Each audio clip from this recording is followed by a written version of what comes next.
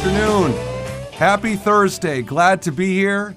And you're in for a great show today. This is the MindsetGo radio show. I'm your host, Mark Altman, founder of MindsetGo. And at MindsetGo, we help people in three very specific areas, all around communication. Ted, nothing more important than communication, is there? There is nothing more important than being able to communicate. All right. So here's our three areas we help people at MindsetGo. Emotional intelligence. And for those of you who aren't familiar, it involves self-awareness, self-control, motivation, empathy, perception, etc. Multi-generational intelligence. 5 generations in the workplace, Ted. Communicating across generations becoming more and more of a challenge. Oh, yeah. And conversational intelligence. The ability to have any kind of conversation you need professionally or personally. So that's what we do. And the reason why you're in for a great show today is I am fired up. I texted Ted before I came here. I said, Ted, I'm fired up today. I'm ready to roll. Literally, I had the fire extinguisher by the door. So here's what I'm fired up about today. I'm fired up about a word that we hear a lot with kids, but we don't hear it a lot with adults, or not as much with adults, and the word is bullying. Yeah. And I'm recently, I'm doing a program now for high schools that I'm like, I know this might sound generic or cliche, but I really am trying to change the world in any way I can, to the positive, ideally. And so this program is an 8th grade orientation into high school, or 7th grade, depending on the district. And the idea behind the program, it got created because I was talking to a couple of teachers, and I was saying 8th grade orientation to high school stinks. Like, it's the same everywhere. Students come, they find out about their classes, they find out how to get around, they maybe meet some administrators, guidance counselor, perhaps some teachers. It's generic. But what makes it really bad, Ted, is the entire time a student is at that orientation, almost universally, there's an adult talking to them, and they're sitting there listening. Right? And what's worse is kids walk in expecting to be bored. Mm-hmm. And their perception is satisfied by the time they leave. So I approached a high school, Bellingham High School around here, and I said, look, let's change things up. Let's do it differently. What are we most worried about when kids go to high school? Kids have fears, they have anxiety, they have stress. And here's what I hear from kids. I've done this program enough. Here's what they're worried about. Meeting new friends, keeping existing friends, getting good grades with the increased workload, satisfying and managing the expectations of their parents, of teachers, et cetera, et cetera, et cetera. So there's a whole boatload of stuff they're worried about, and they don't know how to do anything about it.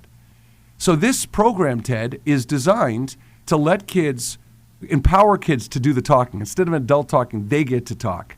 What are the challenges you're facing? What skills do you have to know how to solve these? And then we role play them. We act them out so they understand all the different options they have. And that's why I call the program You Have Choices. There's lots of different ways to handle things. And the reason why I'm bringing that up in the program today is because the last minute of the program, I get on my high horse and I finish with a 1-minute powerful talking about bullying. But when I do it, Ted, I know that most kids are sick of hearing the word. And when kids hear the word, they're thinking, oh, here's another adult telling us not to bully, and we know not to bully. So this show today is about the real definition of bullying. And the way I explain it to the kids is, here's when you're a bully. You are a bully if you commit an act of body language, word choice, or laughing or mocking other kids. Anything you do that could be classified as making another human being feel bad about themselves or feel less about themselves, that is my definition of bullying. And I said, you have the choice to, as you explore the next 4 years and the rest of your life, you have that choice. And when you are in that space where you're thinking it's time to laugh, or you're being sort of susceptible from the influence of your peers, and you're making those decisions, stop, be mindful, and understand this is a choice you have to pick someone up or drag them down. What do you want to choose?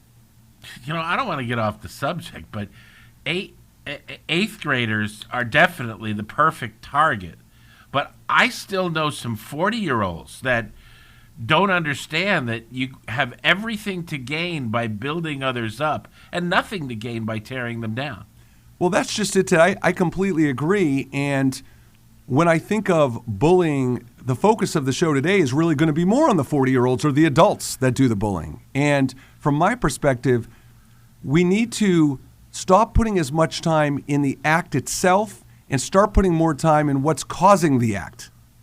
And to me, and Ted, you tell me if you agree with this, to me, and maybe this is common sense to some people, but to me, people who bully make that choice because in many cases they have low self-esteem, they don't feel good about themselves, and by judging or picking on other people, they're artificially thinking that's what's picking them up and building their confidence. Well, if the river isn't called inadequacy, then it certainly is a tributary to this. Is there a river called inadequacy? I don't know if I want to go in that river.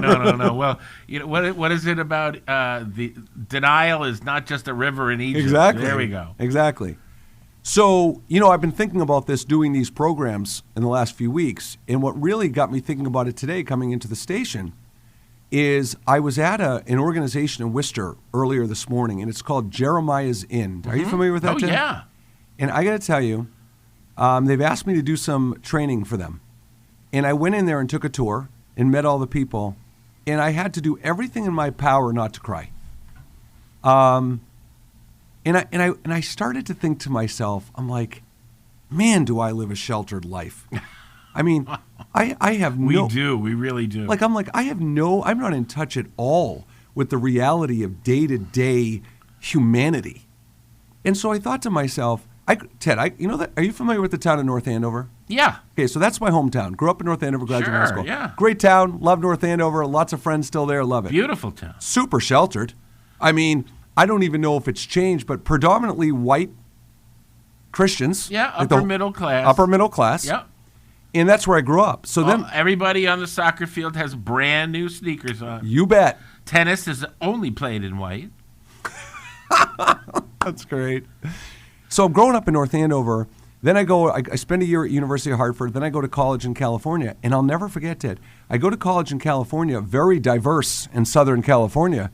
And I'm like, man, it was culture shock for me, all the diversity. And I was like, wow, this is crazy. But I went into Jeremiah's Inn this morning, and I have an affinity doing some parenting challenges that I've gone through. For those of you who don't know, Jeremiah's Inn is a recovery center and for men. And what's really unique about their recovery center is beyond the fabulous work they do, they really incorporate eating habits and diet into the recovery process. They absolutely do. Which is great, right? Many of the fine restaurants in Worcester make sure that what's left over every day goes down there. So I'm going to start donating a bunch of my time to work with different aspects of their organization. Good for you. That's a great thing. But Ted, I guess so. This is where I'm at. In their building, there was on a whiteboard in there. This is what I read. I took a picture of it. I'm going to look at it every day, and this is what it said for all the adults that are in there. The only time you look down on a brother is when you're helping him up. Yeah. And I was like, wow. There you go. That's it. That's it. And of course, we're talking about people in general, not just brothers. But I looked at that and I go, man, that's how I want to live my life. That's the core value I want to have. And I think when we talk about the workplace, there's if you start Google bullying in the workplace, there's a billion articles on it. But that's not really what I'm talking about today, because the pure definition of bullying that we tend to associate is the really outward, aggressive, obvious bullying. Cyberbullying, like Ted, we were kids, we didn't have cyberbullying. Right. There was no such thing, right? It was a comic book, I think. It was a comic book. Right.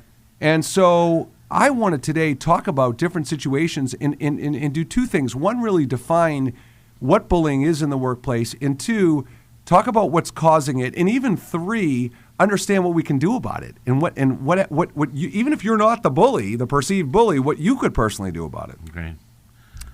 It's an unfortunate thing that our culture has institutionalized prejudice in the form of bullying. Really, bullying for me is always rooted in someone's prejudgment of me or someone else and imposing their inadequacy on the circumstance by being a bully. Yeah, well said. I love that, how you articulated that. And one of the things that's caught my attention over the last few years is I look at athletic coaches. Now, your son or daughter is going to have a variety of coaches over the course of their life as they go through school. And a lot of those coaches are only going to impact your son or daughter's life for maybe 2, 3, 4 months. And then they'll never have them as a coach again. And I started watching behavior on the coaches. And let me tell you, Ted, let me put it out there. I coach too. I'm far from perfect. I'm not trying to put out there that I'm this, be all end all, whatever. And so when we come back after this first break, we're going to talk about the impact adults have on each other, the impact they have on kids, and what you can do about it. So I'm Mark Altman. This is the Mindset Go radio show. We'll be back after the break. Welcome back to the Mindset Go radio show. And my partner in crime here, Ted, made a great comment to me in between segments. And he was talking about, he made the point, I think he's spot on. He made the point talking about the word imprint. And he said, children can be imprinted, but adults will do everything they can to avoid being imprinted. And yeah, that's exactly it. And you know what, Ted? I'll tell you what. When I think of people who are in a position to imprint or to learn or to influence, okay? Mm-hmm. I think of the way you can really influence people is understand what their fears are and how to help them overcome those fears. Understand what habits they need to replace or develop and how you can nurture them to develop those. And understand how to motivate them. How are people motivated, sure. Right? Those are the three things. Right. And so, we were talking before the break about the coaches. And so in the workplace, if you're listening, if you're in your office today listening to this, think about the scenario I'm about to put in front of you. You've been asked to do a project for your boss, okay? You submit the project to your boss. You're sitting down reviewing it together, and all of a sudden, as you're sitting down, your boss looks at you and drops his head in his hands, and he's just shaking his head in disappointment. Okay, now let's stop right there, okay? Is your boss being a bully? Now, I want to tell everybody listening out there, I know all of you are probably going, well, that's absolutely not bullying. What are you talking about? That's not bullying. But what I'm trying to say is, when you have the opportunity to imprint, influence, impact someone else's confidence level, I'm saying that's a responsibility and a role you have to take very seriously. Mm-hmm. Impact, influence, those are things that have to be taken seriously. So, go ahead, Ted. Well, I was immediately drawn into what you were saying because it's absolutely the way we live. This is the way we live. And I always thought if I'm in a situation, and I came into the sexual revolution in work as I developed my career. It was developing. So I was always aware of the correct way to speak to a woman in the workplace. And I came up with a rule for myself because, as you know, I'm kind of a jocular person. I love to tell jokes. I love to get into it and make them a little nervous and then let the air out of it, and do that self-deprecating humor. But you can't do that in the workplace always. So I made a rule for myself. And the rule is this. If I were to do something, they would also be able to do it. If they're not able to do what I was about to say or do, then I can't say or do it. Wow. Now, if I was in the workplace and a person that was working with me but for me put their head in their hands and was shaking their head going, oh, man, that would not be appropriate behavior in the workplace. But you're right. When the boss does it, it's okay. People get away with that. Mm-hmm. And that's bullying. Well, body language can be bullying. Yeah, and here's what it comes down to, Ted. If I was to sit here right now with a manager who behaves that way, A lot of times I get a response of, well, what am I supposed to do? Walk on eggshells in front of everybody? Or I get well, I guess I can't be myself. Right. Okay. And so here's the thing, right? No one wants you to have to walk on eggshells. No, I don't want anybody to have to walk on eggshells, period, in any aspect of their life. And I think the thing for the manager to understand is, in that moment, you're human. You have a right to be frustrated. Okay, I'm not saying you can't be frustrated and you can't act out your feelings. But what I am saying is you have to understand the how those impact the person you're interacting with at that moment. Yeah. Because if that person, and you know what, Ted? You hear a lot about good leadership being adapting to different personalities, using different communication strategies depending on who you're dealing with. But that's more of like on the positive side, proactive. Right. But it's the reactive part, which is Absolutely. Right? Absolutely. And so if there's a person that's on shaky confidence, if you're working with someone on your team and they already are on shaky ground in confidence-wise, then yeah, maybe don't drop your head in your hands because that could push them over the edge and really hurt them. Right. And Ted, you've heard me talk about this on the show before. I look at how many opportunities every day there are to ride the roller coaster of positivity and negativity. Yeah. And so because it's fragile, because people are having so much human interaction every day, I think there is even more onus and more responsibility when you talk about companies building a culture, creating the right kind of team or leadership. You have to be self-aware of how your behavior impacts another person's confidence. Absolutely. Without that kind of mindfulness, I hate that word now, but why? How come? Oh, because it's just so overused. Soon they're going to be selling us toothpaste and use that word. But I digress. What I was trying to say is that you have to have an equal playing field with your employees. And when the time comes that you have to pull the 51%, they will respect that and say, okay, well, this is his deal. This is his thing. This is her deal. This is her thing. I will go along. I may not agree, but I will go along because they've been giving me what I need. And, maybe it's as simple as quid pro quo, but I think human beings are far more complicated than, say, a computer.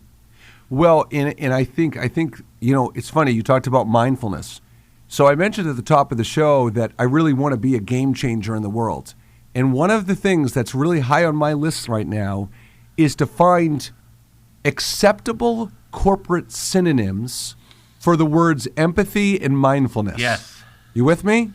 Yes. Because if you and I are having a conversation, Ted, and I say, oh, if we're training people and I say, you really need to use empathy as a tool to improve communication, you're going to get the eye roll in many cases. But if you say, what you need to do, you just need to try to put yourself in somebody else's shoes. Right. Well, that's more digestible. That's absolutely the definition of empathy. Right? And so I think when you say that, I love what you said about mindfulness because I think there's a lot of that. A lot of kind of like, oh, enough, I've heard it, I get it. And so I think we need to make those words more relatable so they don't seem planetary or they don't seem daunting. Let me give you another way of saying mindfulness because I don't have a problem with the concept. It's the word that's being overused. And that, I think, cheapens it in our society. Mm-hmm. What I do with my kids and when I'm at the high school helping my wife, I say to the kids, you really should think before you speak that way. Think before you speak. Yeah. So simple, Ted, right? Think before you speak. Oh, man, I tell you, Sister Mary Elephant made me learn that the hard way. Sister Mary Elephant. I think I told you, I have a terrible speech impediment. And unless I think before I speak, I start sounding like Snagglepuss, Wow.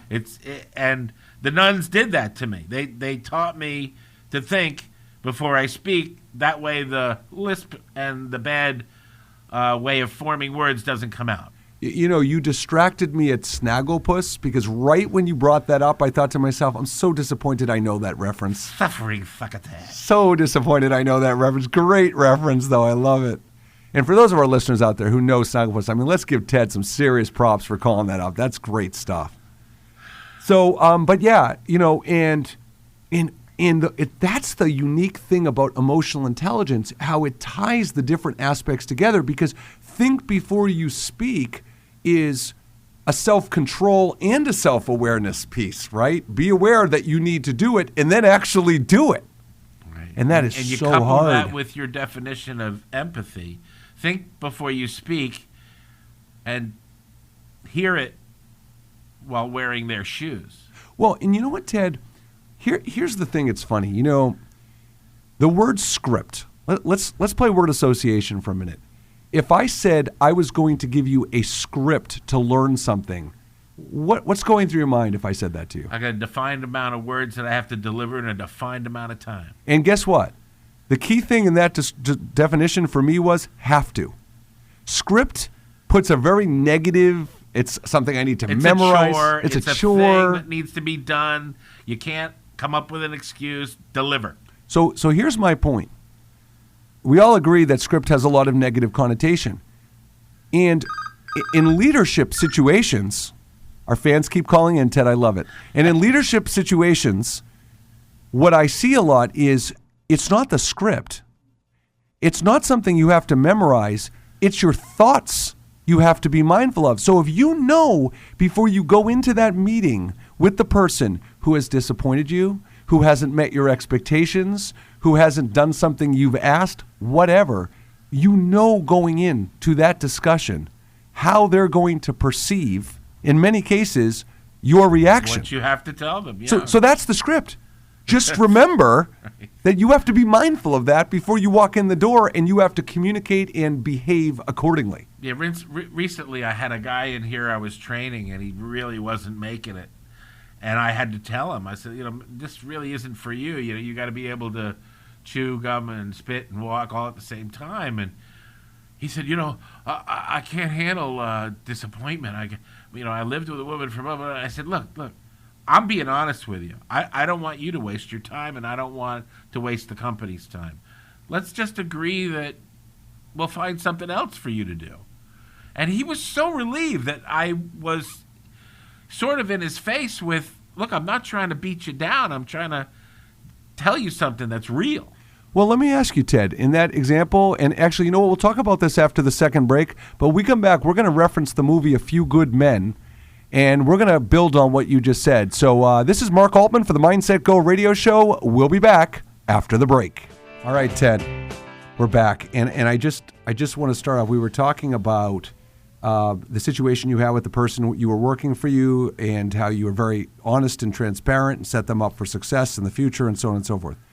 And this brings up one of my favorite movies, A Few Good Men, and that you can't handle the truth scene. Yeah. And I got to tell you, Jack Nicholson, I hate him because he's a Lakers fan, but I have to tell you, he fires me up. When I watch him in that scene, it just sends a chill through your spine. You've seen that movie? Oh, yeah. Right? Doesn't it send a chill through your spine? His head is like a nest of cuckoos. It is. I mean, it's just, he can go anywhere just by changing the angle of his face. And I think of famous actors, there's so many, but when how you have a great actor is when you can immediately off the top of your head talk about 3 movies they always say. The One Flew Over the Cuckoo's Nest, to me, was a classic. Yeah. The Shining. And I'm not a horror movie guy, but I thought The Shining was a classic. Yeah, that was right? I could never watch it all the way through. Nope. Yeah, Easy Rider. I mean, if you think about it, who can get on the back of a hog wearing a football helmet? I can't think of another person. That's awesome. And by the way, one of the actors in that movie, I think he was the maintenance guy, at the hotel or at the inn, had one of the greatest movie names of all time, Scatman Carruthers. Is there a better name than Scatman Carruthers? No better name. Never forget that. So brings the image. So I bring it up because the way you handle that situation, to me, is the right way to handle the situation. The problem is that when people choose to be this is funny. Like this could be construed as bullying in a certain way, because when you are very direct and honest and transparent with people, they can get very angry and they can get very hurt and they can be upset. And that whole expression, you can't handle the truth, This is what often gets in the way of leaders being disciplined to improve their habits, because that first time they have an interaction where they think they've done it the right way, honest, transparent, direct, no games, and it backfires on them. They're like, see, I tried to do it the right way. I tried to not play games. And then that kind of interaction, I think, really discourages a lot of leaders from modeling the right kind of behavior. And I think that happens because people are now required to withdraw rather than to confront. And if the leader were to confront the accuser and say, so I should have lied to him? Exactly. Because I can't do that. Exactly. If you want me to lie to them, then you and I need to part ways. And all of a sudden, it's a level playing field again. But our culture doesn't approve of leadership confronting complaint. Nope. And what is it? Confrontation is food for change. And until we go back to that, I'm afraid a lot of people are going to miss opportunities. Yeah, well, and I like what you're saying, because one of the things about communication that's interesting to me is, and let's take the concept of negotiation for a minute. If I'm going to negotiate something with you, first rule of negotiation for me is I want to know everything about you, what you want, what your fears are, what your asks are, what your thoughts are. That's all that's on my mind. I don't even want to start talking. Nothing else is important. Nothing else is important. Define terms. Right?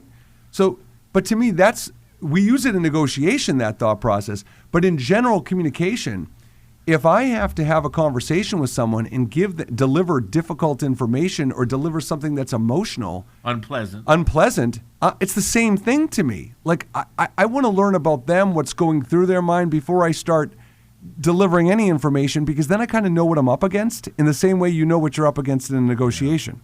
Let me ask you, under what circumstances, other than the way I handled this fellow, could I have suggested, do you want to do better?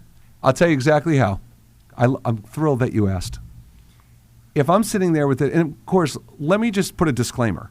Certainly easy for me to be a Monday morning quarterback and assess, and I didn't even know this person. So, asterisk, this is to me best practice. Great. Okay?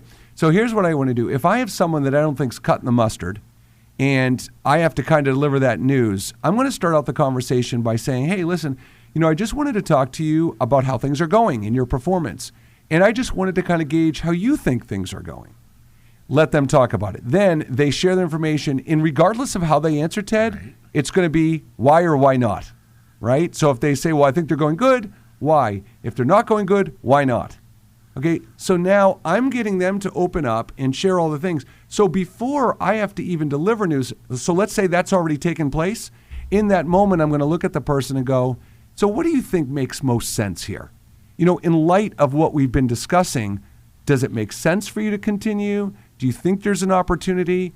It's all them talking. And frankly, people might think it's a wimpy approach. I think it's the right approach, because I could actually avoid ever having to be the bearer of bad news, because if they come to that conclusion through a problem-solving and critical thinking discussion, I never even had to be put in that position in the first place. Right, but I want to go back to I'm an old-timer, okay? Yep. And unless you confront them, they're not going to change. They're not going to grow. They're not going to have the opportunity to improve. They're going to think, I got away with that, or I got a stasis point, I'm hanging in. Boy, I am shocked. And really, that's not what was going on there. I am shocked. I consider you one of the wisest people I know. That is the first time in our entire relationship I've really heard you say something that I don't agree with. I know. It's a generational thing. Well, no. Honest to God. No, I'm not letting you get away with that. All right, when I was a young man, if I went down the hill on a bicycle, crashed the bicycle, and went home, my mother would say, you shouldn't have done that. And it didn't change your behavior? When kids come home. No, of course not. Nope. Kids come home, they crash the bike, they come home, and the mother goes, oh, for God's sake, clean you up. Don't do that again. Listen, and the kid doesn't do it again. Listen, you said confrontation brings about change. Confrontation is food for change. Absolutely. No, what's food for change is uncovering people's fears and motivators, fears for why they aren't changing and motivators for where they would. All right, then we're saying the same thing, because I intend by the word confront to expose those things for them. Except you know as well as I do that the word confront totally has a negative, and there's an assumption. Not in my world. But don't you think most people, if they say, "Oh, well, you need to confront them"? Absolutely not. It's not a negative thing unless you choose for it to be negative. Let's look at it a different way. I'm going down the street, and there's a fellow bouncing a stick off the street and threatening people around him. Okay. If I do not go stand there in front of him and say, "Put the stick down, you jerk," then 20 people behind me are going to be intimidated by this guy.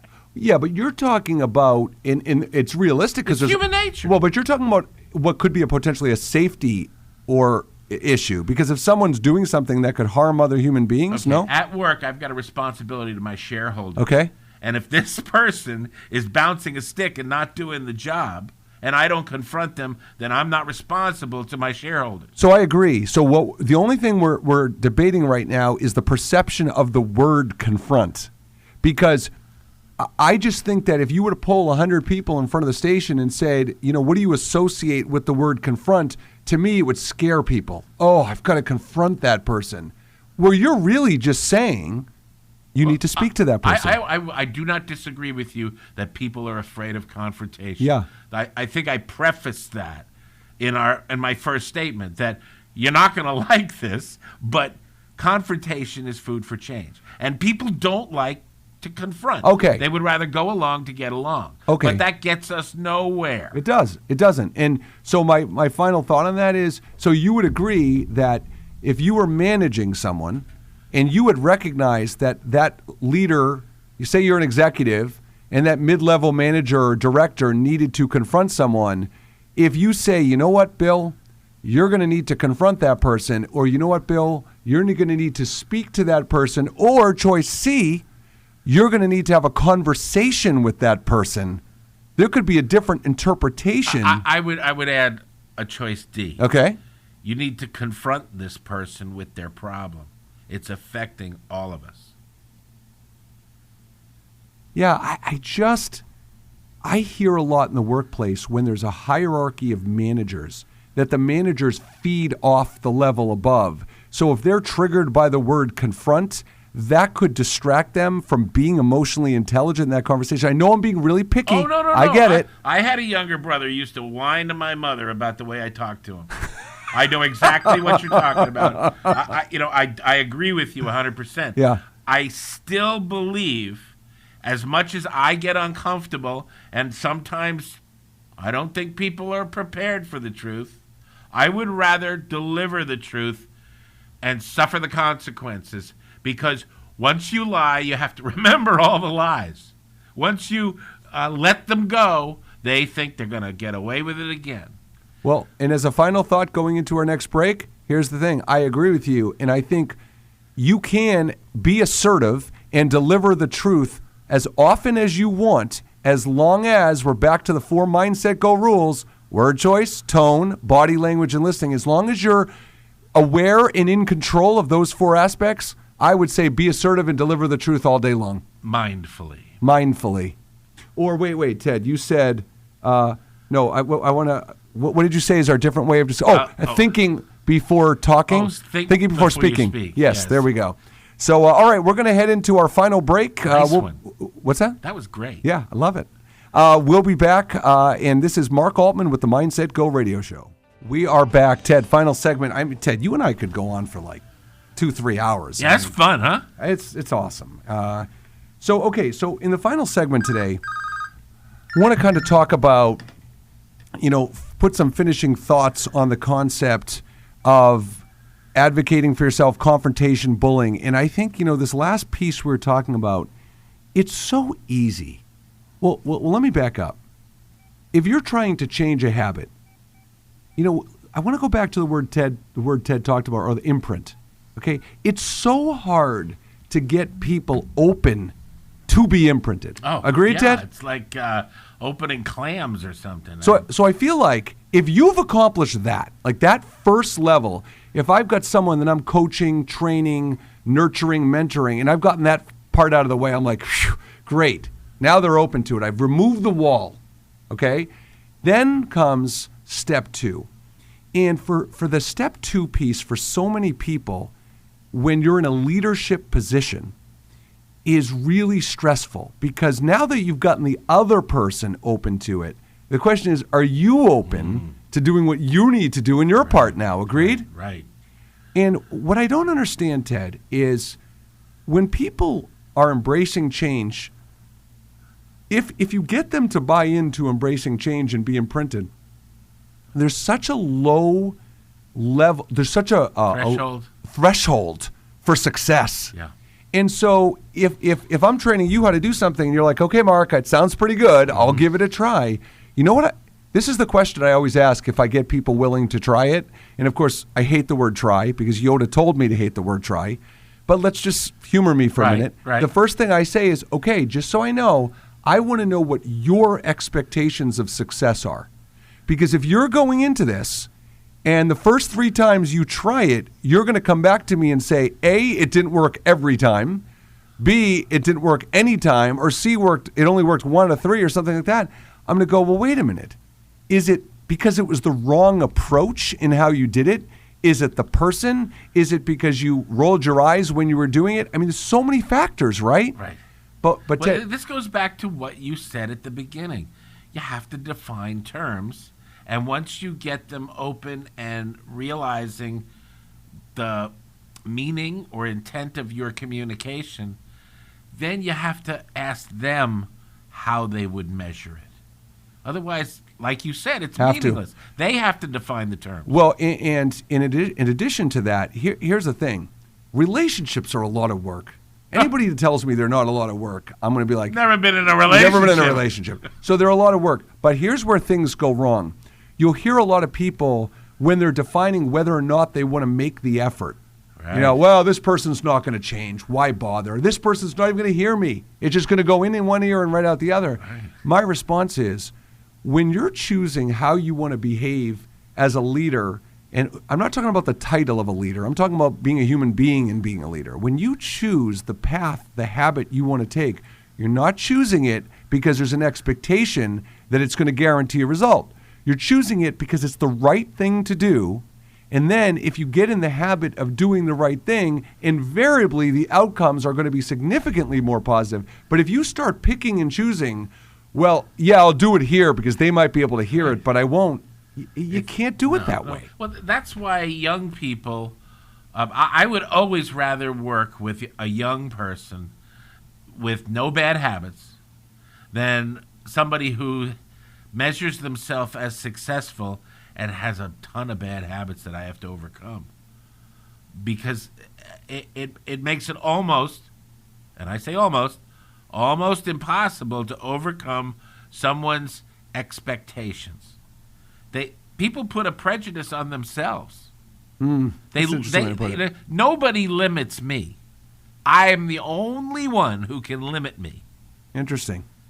Yeah, and I guess, Ted, what it really comes down to is, I love what you just said. You are in control. You're the only one that limits you. And I tell you, Ted, I was joking with my brother about this. In every workshop I ever do, doesn't matter if it's a student, if it's a CEO, I don't care who it is, I give them the same message. Right. You are in control. You make the choices. And in the best example, I don't know if you've heard me talk about this before, Ted, but the best example is the word busy. And the second you put out to the world that you're too busy to make the time to do whatever you need to do, you're putting a sign up to the world that's saying, I'm not approachable, I don't have time for you, I don't know how to prioritize the things that really matter. And I think that's a huge part. That's the whole thing about you have choices. You're in control. I always thought of that word coming out of someone's mouth as, I'm sorry, I'm too busy. And in the back of my mind, I'm going, game over. That's it. They're done. And Ted, And I got in a lot of trouble for that. Somebody say, "Well, what did you just say, Ted?" I said, "Well, you said game over. I'm going to go get a drink." And they said, "Wait a minute." And I've got a kind of a bad attitude about people who aren't positive, but it's worked for me, right? Well, and what an interesting topic to wrap up towards the end of the show. That's an interesting thought, because that's a great example. We all want to be around positive people. Okay, theoretically, we all want to be around positive people.